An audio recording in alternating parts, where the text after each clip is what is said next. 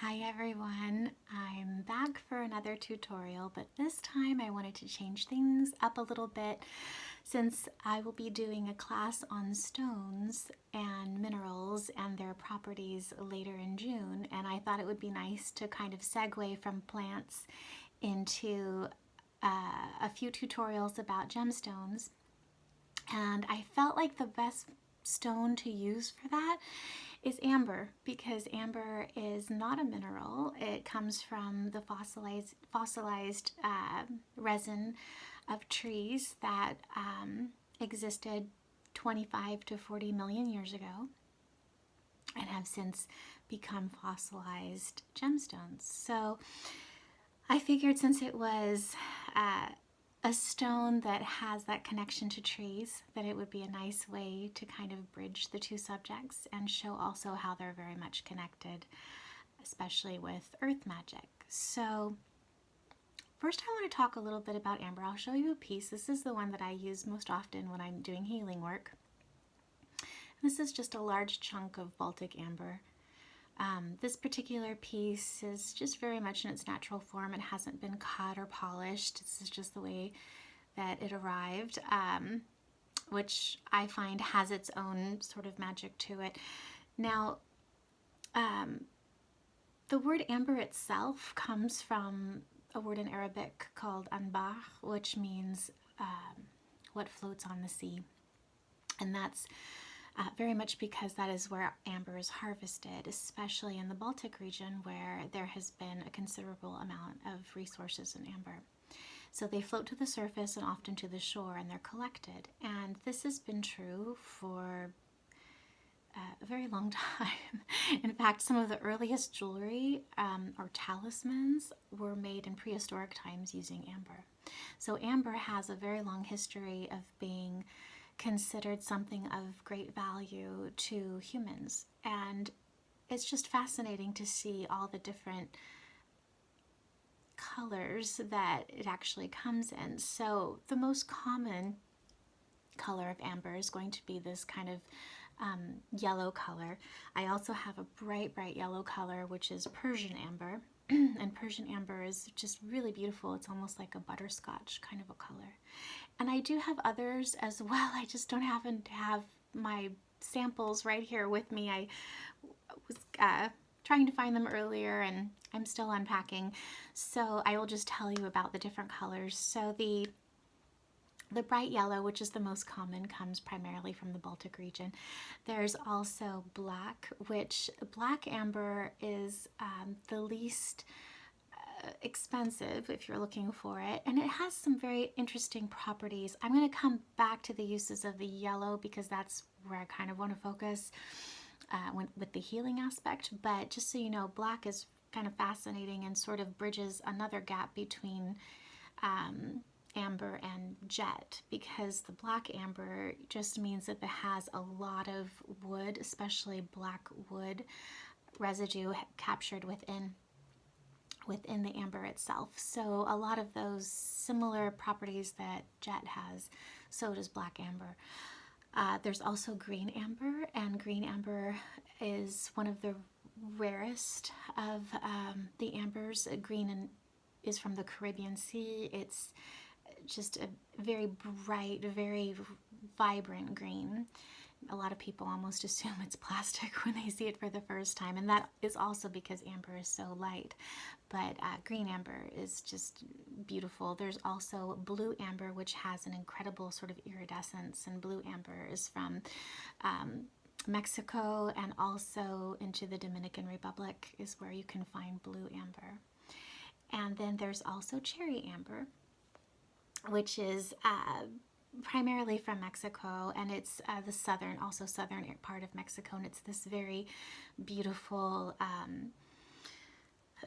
red, almost like a reddish pink kind of a color. And some people assume that it was from cherry trees, but that's not the case. It's just the name is just related to the color itself.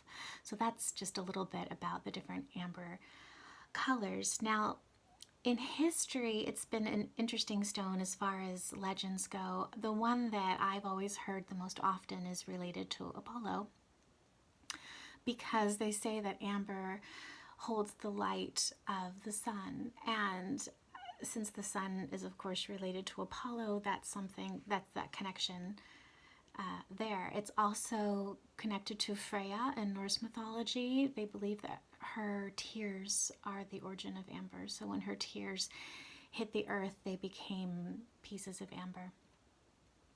There's also, trying to think of, there's a mermaid goddess.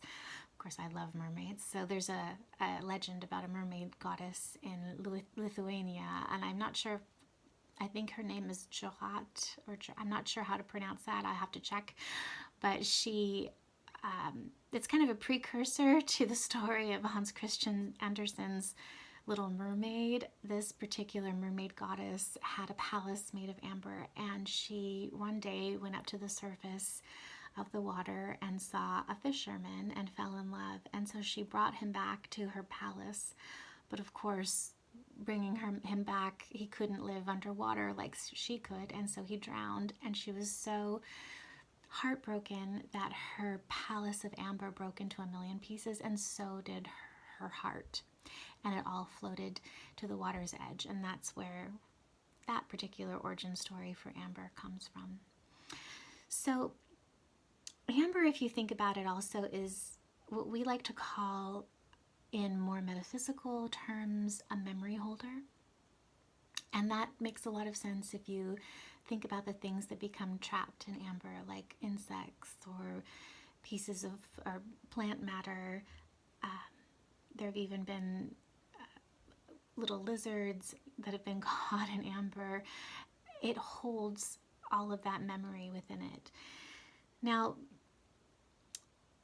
there's even a story in China that talks about that amber is actually the soul of a tiger, and I feel like that also goes back to, kind of combines the color, but also this idea of holding or capturing time, capturing memories, and capturing a little piece of something's soul.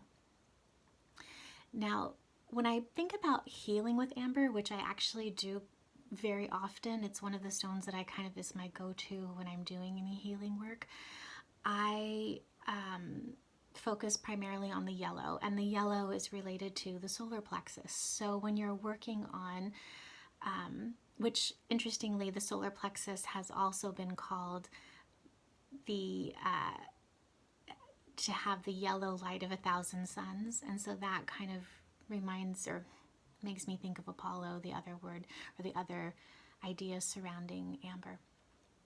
So when you're working with amber for healing, it has several different uses. Amber in and of itself is thought to be a painkiller. So we've maybe heard of people putting little chains of amber around their baby, on their baby when they're teething. That's kind of one aspect where people think that there is this particular property with amber that does help and alleviate pain. What I like to do is when I'm working with it to do healing on someone else, I use it as a way to not take in the pain of the person that I'm working on. So it kind of is a clarifier in some ways. It can keep that pain, remove the pain, but without it having to go through you. So when I'm doing that type of work, I usually hold my amber in my left hand, and then I focus the energy through my solar plexus to whatever area of that person needs particular healing. And it can be a number of different things, because if you think about it, amber itself is the healing, is what the tree has left behind after healing itself. So resin, the actual process of a tree creating resin, is generally because it was healing itself from an injury, and it was repairing a wound. And that's exactly how I like to use it. I like to focus more when it is some type of an injury or a wound. It does have a growth aspect to it because it was from a living plant like a tree. And so I don't tend to use it for things like cancer because I don't necessarily want to promote growth in that sense. So I do use it more when it comes to healing something that needs to be like a wound, or it could be an emotional wound, anything that has the idea of regeneration. So that's where I would bring in amber. Now, that's just when I'm doing healing work in that particular way. I also, when I'm done with it, I just leave it on my altar, and I have one little corner that is just sort of devoted to healing, and that's where it kind of lives when I'm not working with it. You can cleanse your amber if you'd like in the sun. Just remember, don't leave it out too long because it won't melt, but it's definitely resin, so it might have an not a desired effect if you leave it out in very, very hot sun. I would just leave it out a few minutes, just put it back on your altar. It's yeah, just to give it a little cleanse. And then I don't want to forget anything here, so let me look at my notes real quick. Well, I think I'll talk a little bit about when you're wearing it just for yourself. So when I do the healing work, thinking of the yellow with the solar plexus and moving that energy from the amber through my own body, out my solar plexus, and towards the person or the whatever needs it in that particular time, that's one way of using it. Now, if you need to bring that into yourself, I would use it by actually wearing the stone. It's not going to hurt anything. It's definitely a stone that feels very, very good on your body because it does have that natural pain killing aspect. It has that kind of soothing, very comforting feel to it. You could just have it be as simple as just like a little, well, this is actually a larger piece, but like a pendant, a ring with a little bit of amber on it. It's nice if the amber actually touches your skin, then you're getting that direct contact with the amber. But if you don't want to wear it and it's not something that you want necessarily on your body, just take a little piece of it and put it on your altar or put it next to your bed or whatever place you have for meditation, and maybe just try holding it and working with it initially in that particular sense. And then the other thing I want to say, and I'll go into this in much more detail during the class, not necessarily just with amber, but with all stones, is that I believe that every stone, just like every plant, just like every person, has its own personality and its own spirit and its own origin. And because of that, I like to take time to get to know my stones. So if there's one that just feels like it might not be mine, I, pass it along. If there's one that I really, really love working with, I just let that stone kind of talk to me the same way I would with a tree. And that is just taking that time to hold it, to feel whatever you're feeling while you're holding it. Maybe write notes in a journal that kind of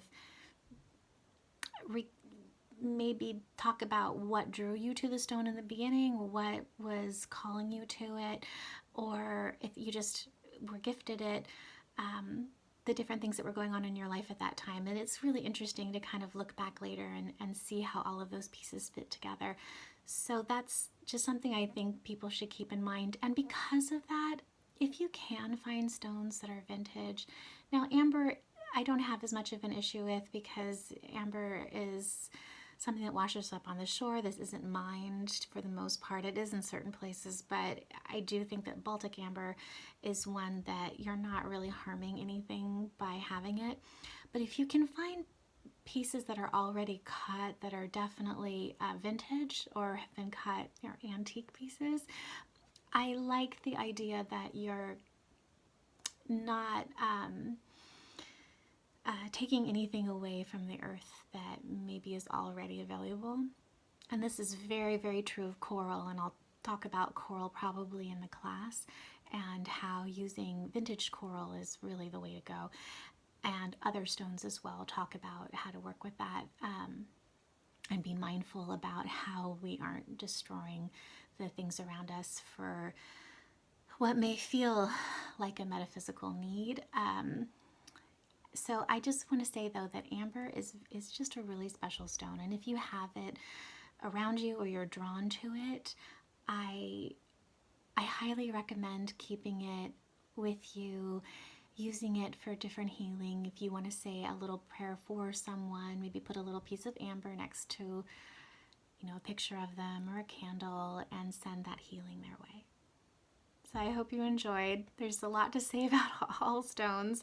And oh, I wanted to tell you too, and this is a little, if you've gotten to this far into the video, in June, I'll be doing a talk show twice a month with my dear friend John Michael, and it's going to be called the Masca and the Mystic, and we will be talking about all different subjects that generally have to do with mysticism and our tradition, especially the Italian way. So I hope you'll tune in for it, and I'll give you more information as we get closer. Thank you so much. Bye.